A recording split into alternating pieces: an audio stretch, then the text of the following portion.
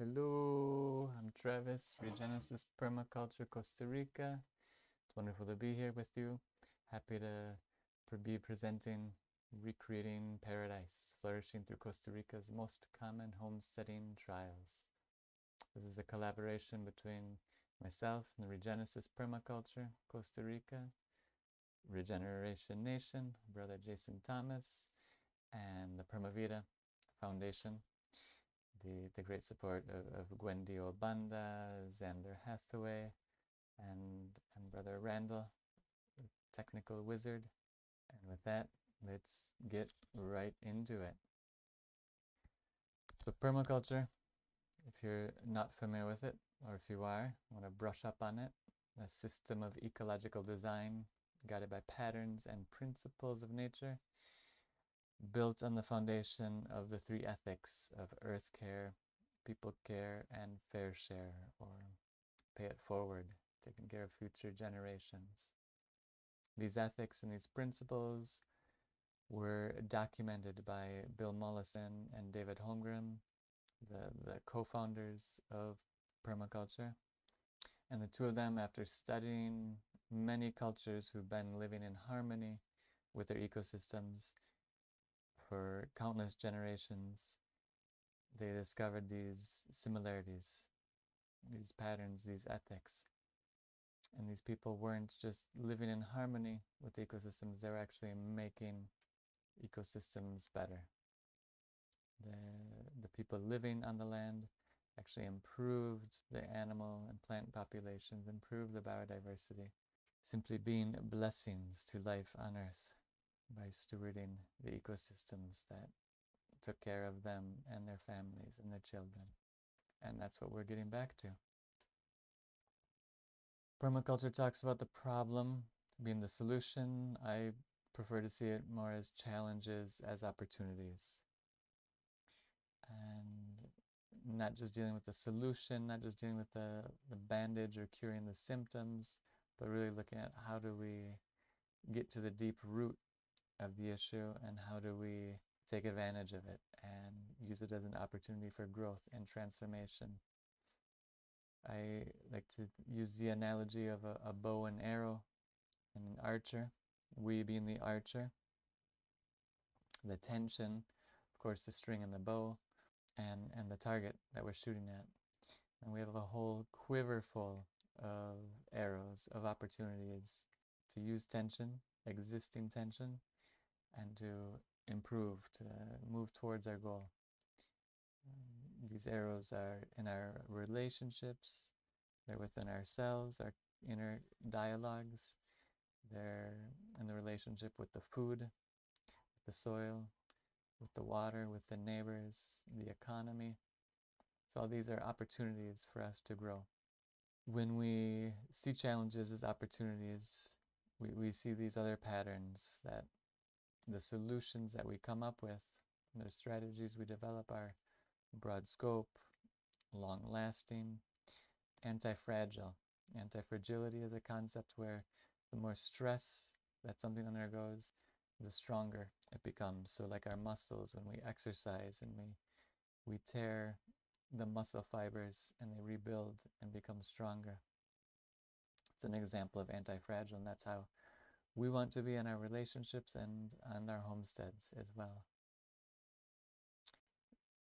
This type of solution is also innovative, synergistic, so calling together multiple energies and amplifying them, empowering for ourselves and one another, collaborative, where we work together, process-oriented, is about the journey more so than just the goal, and they are inherently transformative. We are not meant to be who we once were. We are becoming a new, a better you, a better me. A little bit of a backstory here. I've been doing tropical agroforestry for over 22 years. Before that, in university, I studied the culture of wellness, positive psychology, and sociobiology, looking at how humans and how other animals organize themselves in their environment to have the best outcome further offspring. So how do we create habitats that nurture us, nurture well-being in our offspring and future generations? This has also been built on a lot of experience in working with landowners, indigenous and foreigners coming to the tropics, and helping them with their projects, with the development, with the visioning and the planning, the implementation. And also we've done some online research, checking in with people, with groups of people, about the homesteading challenges and what they wish they had known before they started, so that we can better serve you as you move forward on this journey, so that the process unfold with ease and grace and blossom like a beautiful flower. And looking forward into the future, we have created and are launching the Regenesis Permaculture membership. There will be much more shared about this following, but basically it's a series of membership packages where we can most effectively use our energies to support one another, to support people who are new to the homesteading adventure and who are also already experienced and well on their way, that we can lift one another up, we can increase our collective abundance and resilience. And there are other membership levels and add-on options where I can come out to your land and work with you and your team in the design, in the implementation, in the maintenance, in the system development, so that your journey will unfold more effortlessly and be more rewarding, with better use of your time, energy, and resources to bear better fruits and build richer soils and more nutritious food.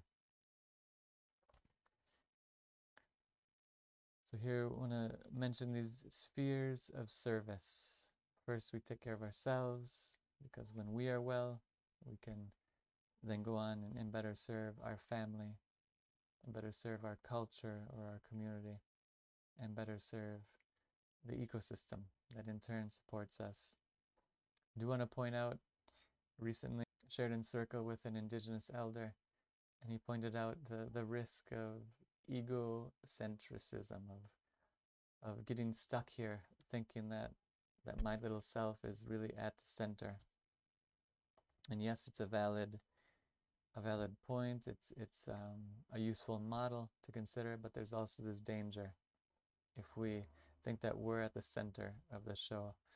Really, it's the ecosystem, the air, the water, the soil that support us, and indigenous peoples who lived in balance on the same piece of land for hundreds, if not thousands of generations. They did not get stuck in this little egocentric view, but they were much more at a family, culture, ecosystem view, an ecocentric view, where they realized that their well-being was 100% dependent on the well-being of the ecosystem. And here one of the favorite quotes from Fukuoka Masanobu, the father of natural farming. The true purpose of farming is not the growing of food, or the cultivation and perfection of human beings. And I like to remind myself and the people I work with on a regular basis that we're not doing this just to grow food. We're doing this to be better people and to create a better world. Here we go, launching into the 9 most common homesteading challenges and how we can treat them as opportunities. We say in Spanish, aprovechar. How we can take advantage of these opportunities. Number 1, unconscious programming. We cannot solve the problems by using the same kind of thinking we used when we created them. Albert Einstein. As the image of the iceberg indicates, this little bit up above on top of the surface is what we know, what we think we know. There's a whole bunch of the unconscious, the subconscious, the amount of things that we don't know far exceeds that what we do know. And so we want to free ourselves from unconscious programming, from subconscious habits, cultural conditioning, because this requires a transformation in our lifestyle. It requires a transformation in our relationship with food and energy. We come from a consumer culture, a global cultural system now that's built on extraction. It's built on cutting down forests because they're more economically valuable in that sense, of damming the rivers, of mining the metals. And all these things had their role, they had their part in history. They still may in some way continue, but really it's taken humanity and ecosystems to the brink of disaster. And we might not see it in our little bubbles where we live, but it is the reality on this planet. And many people don't know where their next meal is coming from. Clean drinking water is not a luxury that they have. And so, as we're turning this Titanic of a ship around in time to avoid the iceberg, let us adopt the attitude of seeking to understand, sort of listening first, and then speaking, seeing what we can learn. And I encourage you very early to find your mentors, to know that come in with the learner's mind, the beginner's mind. Find your mentors that they can guide you so that they can feel fulfilled in their role as a teacher or a mentor, and so that you can reduce the errors you make. You can learn the lessons through the wise elders, and let us, in that same spirit, play with curiosity, creativity, experimentation, and see the beauty and the wonders in life, in the leaves, in the insects, in the food, in the sun, in the water, and let us celebrate the beauty of life each day. Let that be the new normal.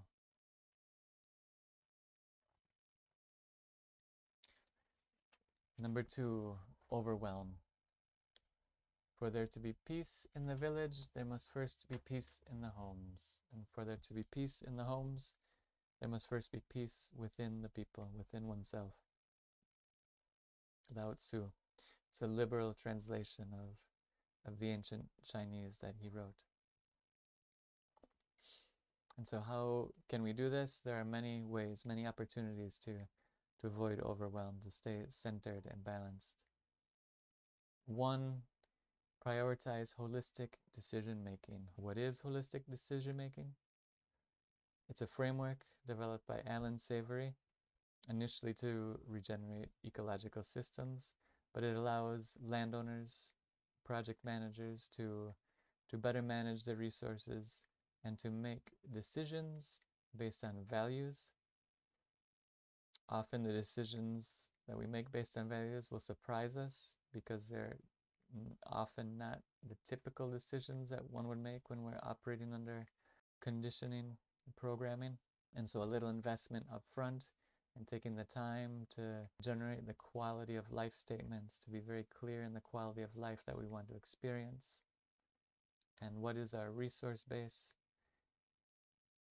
These allows us to make easy, effortless, and surprisingly beautiful decisions when challenges come up.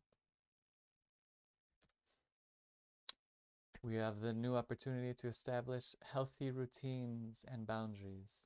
This can be meditation, can be days of rest, the Sabbath, for example, can be intermittent fasting or another shift in diet, periodic cleansing, fruit juice cleansing.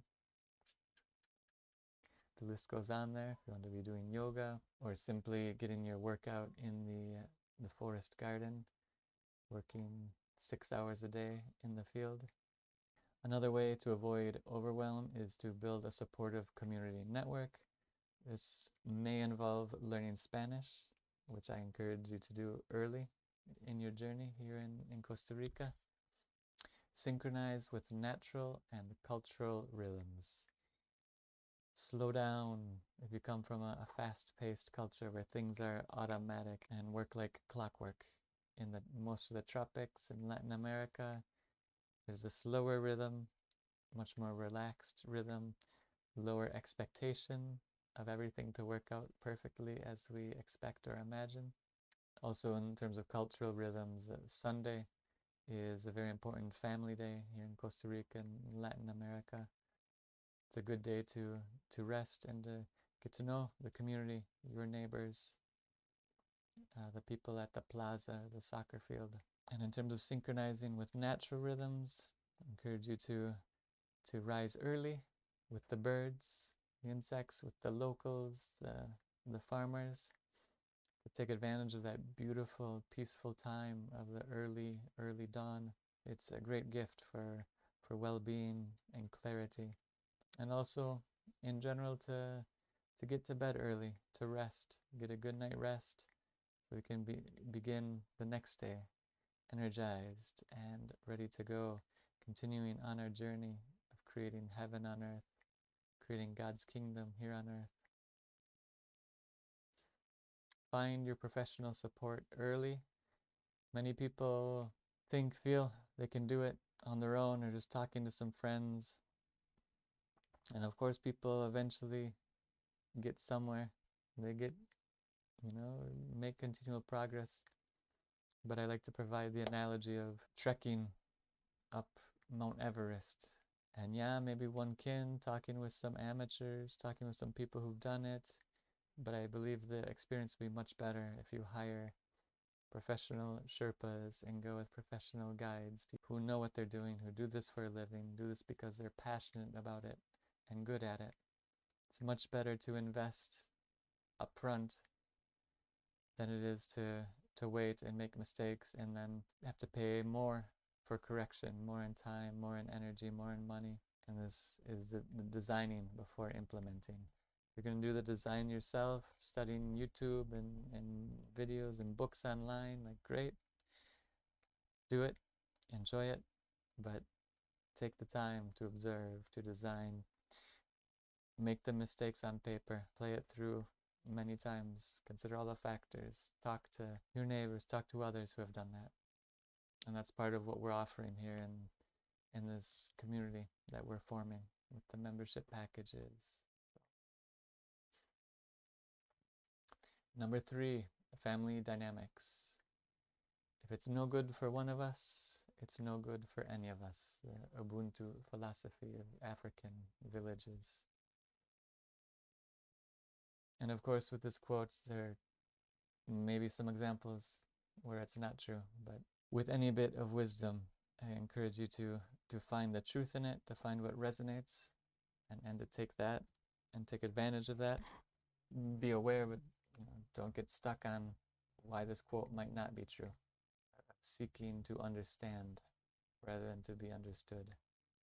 Seeing the truth in what another person is sharing rather than trying to disprove or point out the flaws. In the terms of our more local family dynamics, I encourage you to extend your definition or your concept of family, to go beyond the nuclear family, which is, I see actually as a symptom of separation, because for most of humanity's history, the nuclear family has not been the family unit. It's been the extended family, including grandparents and aunties and cousins, and also groups of extended families creating villages. So this is the context in which humans most effectively thrive. They most effectively meet their needs for themselves, for their children. It's not by living in isolated nuclear families. It's by living in extended families where children and mothers and the elders and the men all have the support they need for their emotions, for their physical well-being, for their mental well-being. If you're homesteading with children or youth, be sure to design family-friendly chores and enterprises. When children or youth feel invested in something, say the chickens, as if the chickens are their enterprise and they are responsible to to sell the eggs or sell the chickens, to provide the feed. Children thrive on that. It gives them meaning in life. And if you've been seeing what's happening with humanity, suicide rates around the planet, especially among youth and adolescents, are unprecedented. Humanity is hungry for meaning. Let's give it to one another. Be sure to schedule in family time, some communication games. There's a link provided here. For us, one of the most useful things in our communication and our family well-being is simply a talking stick or a talking circle, where we take time to allow everyone to be heard, to allow everyone to express themselves. And by doing this, we increase our awareness, our sensitivity, our empathy, our consciousness of one another and the realities, the perceived realities, the experiential realities of our loved ones. It's an ancient technology, the talking stick. I encourage you to use it regularly. And in case you've forgotten, when mama's good, we're all good. So let's take care of the mamas and take care of one another. Number 4, the opportunity, cultural and language barriers. So we either build bridges or we build walls. So when we learn the language and we learn the cultural ways of the people that we're moving into their land, into their neighborhoods, we're being proactive in building the bridges. And there will be many, many sweet, delicious fruits that come from that for many, many years, perhaps many generations. We practice mindfulness and humility. So the word humility, also humus of the soil, and humanity, they're all the same roots, all interconnected, being of the earth, connected with the earth. The great majority of humans on the planet throughout the history of humanity have worked and lived very closely with the soil. There are many benefits to this. Best possible food is grown by us on the land where we're stewarding and living. The humility and the gratitude that come with a simple life rooted in a healthy soil. Do take the time to learn from the locals and especially the elders. As I've shared, I've been doing tropical agroforestry, very hands-on for 22 years, very side by side with the locals, and I continually learn from them, continually learn about the plants, about medicine, about stories of how they come together in times of challenge. Recently found some good details about smoking the banana peels, and it's not the whole peel you smoke, it's just the little inner threads. Haven't yet tried it, but just an example. There's so much knowledge in these elders, and it's on the verge of disappearing if we don't effectively receive the transmission. Learn the language. Do it early, because if one doesn't learn it in the beginning, one gets comfortable. One finds their English-speaking friends and just settles there. And then over time, the walls get built because the bridges are not active and not being maintained.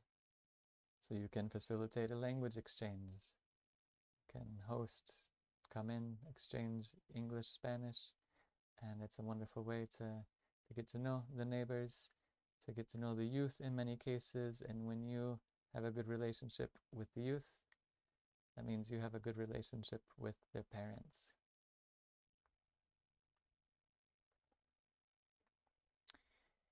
Challenge opportunity number 5, economic pressures.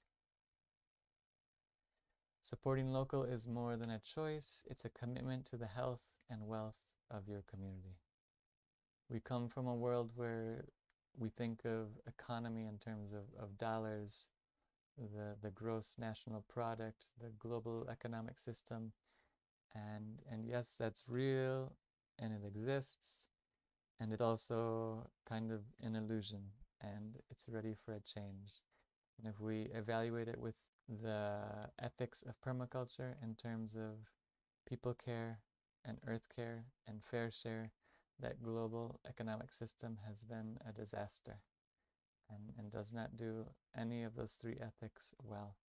So we are creating alternative economies, and also, to the best of our ability, we're using the existing economy and resource base to create a better world and create a more sustainable, a more healthy, a more fulfilling future. So what are some of these opportunities? We can balance our budget by producing more than and consuming less. Most of us, especially from the global north, from Europe, the US, Canada, we come from consumer cultures where we use money to buy things, where we typically don't produce actual goods. Some of us do, but the majority of people don't. And just consume food, consume resources, consume entertainment. And so let's get to produce. Let's, of course, grow our own food, but make our own music, make our own art. It's very rewarding and fulfilling. When we look at the word economy and the origin of the word, it literally translates from Greek to household management of resources. And so a true economy, in the sense, is the local management of the home. As Aristotle called it, the art of living. So in this sense of economy, actually the less money one uses, the more self-sufficient one is, the better the economy is. Now that's just one side of the coin. I want to flip the coin and acknowledge the existing economic system and how we can use it as entrepreneurs, as business owners, to create regenerative enterprises, to really make an impact for more people. And that's part of what this permaculture membership program that we're creating is. And I want to thank Jason Thomas at Regeneration Nation for supporting me and taking me to the next level in using the system and these technologies that we have to make bigger ripples, to make a bigger impact on more people, and to make the shift on Earth happen in the most beautiful way possible. Allows us to spread our gift far and wide. And in terms of nurturing local and alternative systems of exchange, there are many things we can do, from more high-tech, creating tokens and the Web3,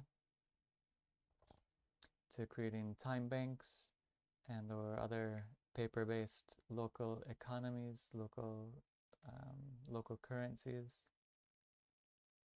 Consider and look into the 8 forms of capital, recognizing that capital is not just economic capital, but there are other forms of capital that are as valuable or perhaps even more valuable. And that includes land and resources, like natural resources, and relationships, and cultural knowledge, and technical knowledge. So diversify. If you're just relying on the dollar, look into different forms of wealth and well-being. Number 6, worker relations. So Latin America has a long history of colonialism, people coming in with great power, often with violence, suppressing many of the people, enslaving them, killing them, worse in many cases. And so the energy, the residue from this still persists, and it's an opportunity we have for healing. And it's very good we could recognize this at the beginning so we can move in that direction, understanding the tension created by history, 500 years of human and ecological exploitation in Latin America. Here's a quote, I believe that sums up very well. "If you have come here to help me, you are wasting our time. But if you have come because your liberation is bound up with mine, then let us work together. There's a very big difference between working with someone and working for someone, or having someone work for you and having someone work with you. Much better results physically and also energetically and emotionally when we work with the workers. Even if we pay them money, there's much better communication, much better rapport and relationship built. There's more learning, and it's more human. It goes back to the being of the earth and the soil and the humility. It doesn't mean you need to work all day doing the same work, but to be as involved and as active as possible. Even if it's shoveling for 5 minutes while the workers do it for 5 hours, bringing them water, refreshments, sharing the jokes, all these things. It's very difficult to communicate what one wants and then to have others just magically do it. There are many variables that we don't account for, many ways to do the same little task. So work together, celebrate together upon the completion of significant projects or the year. Take time to celebrate, to remember that life isn't just about working. It's not just about getting stuff done, but also why we do it, to have fun and to create a better life. Also with this, protect yourself. As I said, because of the history in Latin America, many people feel that they've been wronged, that their ancestors have been wronged. And so they're looking for retributions, they're looking for ways to restore the balance. And so if it's walking away with tools, if it's sleeping on the job, if it's taking the owner to court because they can and they can get a nice settlement or a payout. All these things happen and they're not unusual. So do your best to protect yourself legally. We're going to have our lawyer, Ms. Gwendy Obanda from the Prima Vida Foundation, share one of the webinars on this topic specifically to prepare yourself to be more aware of what you need to know as an employer, as a landowner, and possibly alternatives to get around some of the less favorable laws. This is where we get creative. So we can think of concepts like shared ownership, a workers' cooperative. There's a lot of benefits, legal benefits in Costa Rica to cooperatives.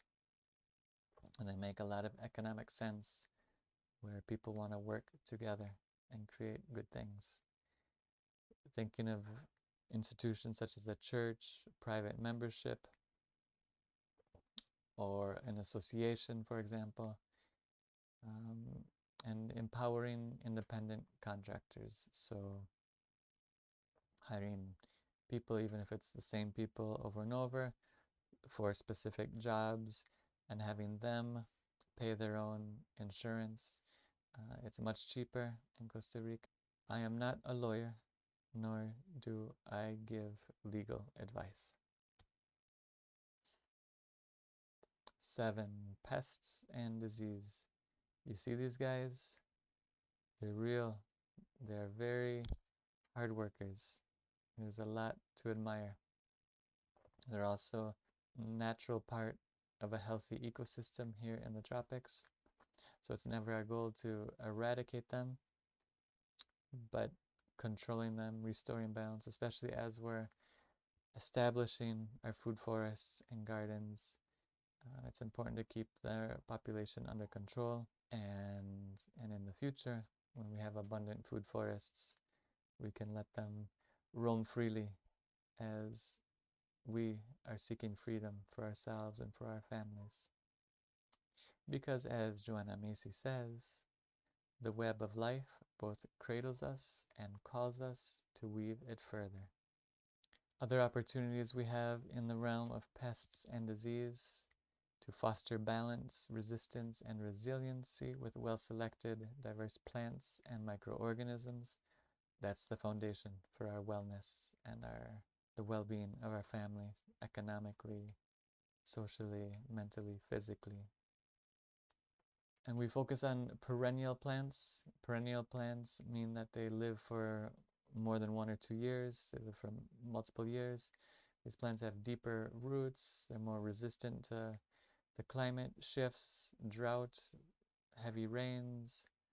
And also if leaf cutters or some other animal comes, like we have deer right now browsing in our gardens, it's no problem because we have abundance of perennial greens that grow back very quickly and provide much more than we can eat, even much more than we can give to the neighbors. We can become familiar with integrated pest management strategies. There's a link here, and this is different ways, thinking holistically to manage and to restore balance so that we can be well and that they can be well. We need to learn the local plants and their many uses. Many of what we call weeds are actually medicinal or highly nutritious. Many of them they're indicators of soil quality, and many of them are used to regenerate soils, to build compost. Of course, for the pollinators and beneficial insects, many of them provide homes and feed. And reconsider the word weed. To me, really, weeds don't exist. There are plants out of place, perhaps, but all the plants have their role in regeneration or protecting or improving the soil or feeding somebody who's important in the web of life. And number 8, water management. Too much or too little water can kill you. There's a lot of information in permaculture that talks about making swales and holding the water, retaining the water, and that is important, and much of that information is coming out of and more important in arid areas like Australia, Africa, drier parts of the tropics, here in Costa Rica, Guanacaste. Here in the wet tropics, the Costa Ricans, when they came and made the coffee fields, in many cases they made lots and lots of desagües or drainage ditches. And so again, learning from the elders, learning the wisdom in what they did and why they did it, and also adapting it to our unique case and depleted soils, and seeing how we can use that water for water-loving plants and in specific areas to hold it and sink it into the soil. Holding too much water as well can cause landslides, and I've seen it in more than one project where a swale out of place high up on the hill without enough trees, planted enough root and vetiver, can cause slumps, slides. Recently in Costa Rica there was a landslide, I believe it was 44 hectares up in San Carlos, that forested slopes washed down a river, taking out buildings and bridges along the river. So yes, I want to take advantage of the dry and the wet seasons and be prepared for the differences and the nuances that come with them.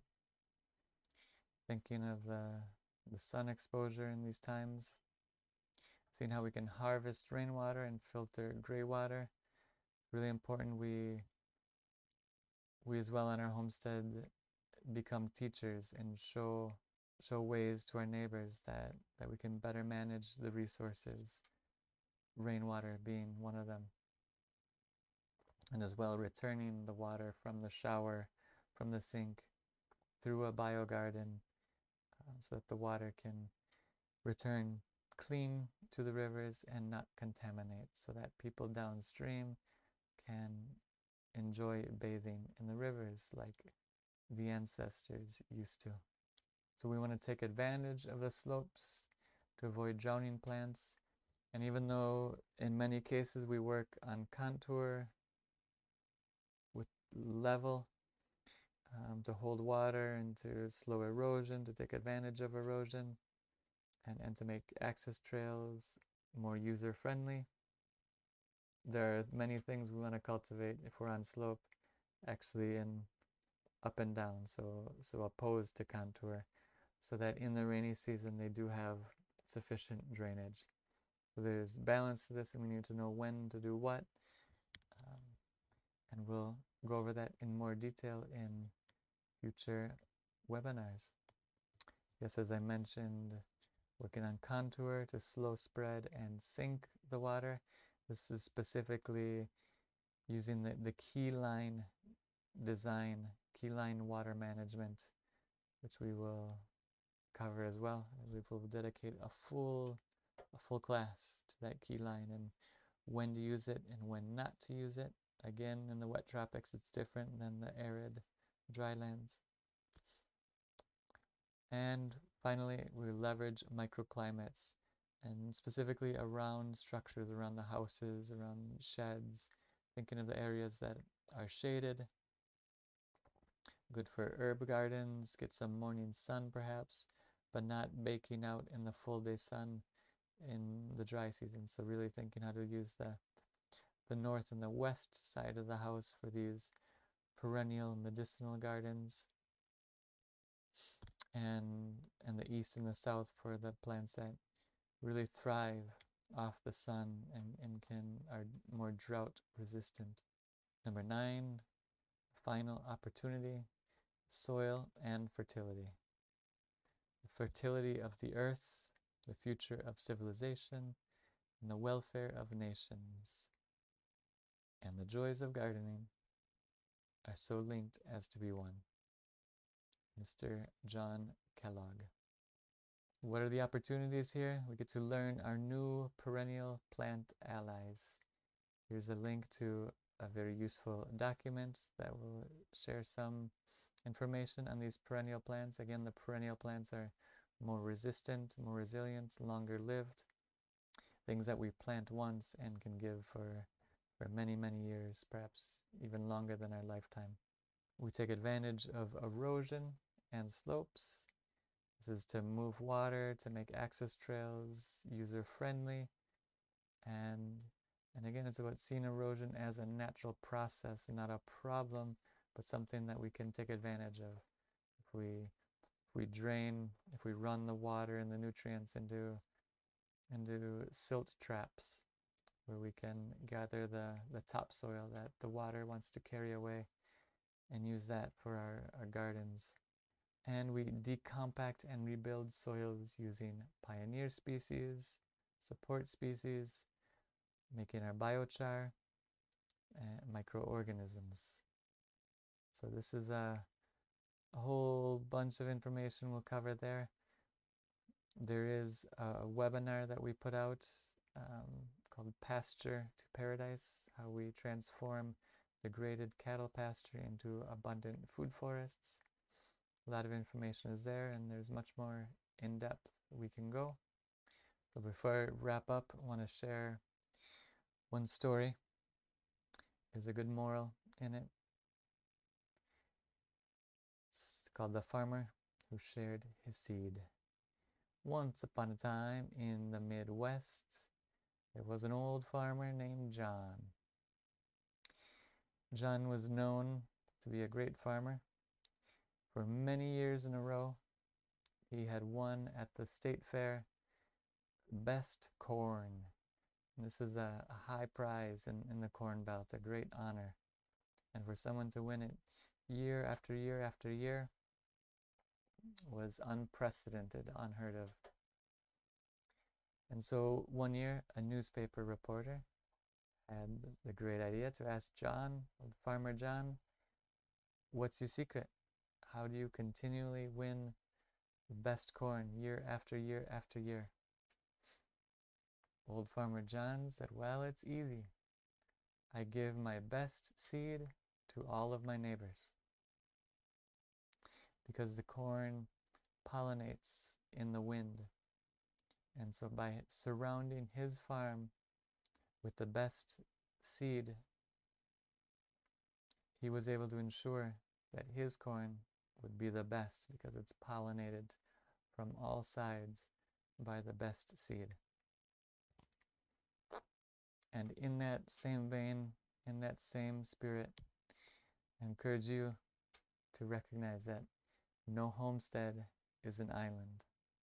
And simply having a lot of food does not provide any sort of food security. For food security, your neighbors and the whole surrounding bioregion need to be food sovereign as well. Otherwise, when hunger hits, one becomes a target. And this is why I encourage every holistic homestead serve as a demonstration and education center to leverage and spread our regenerative way of living. We are the ones we've been waiting for, say the Hopi elders. I want to thank you for your time. Thank you for listening. Thank you for sharing this with anyone and everyone who can benefit from it.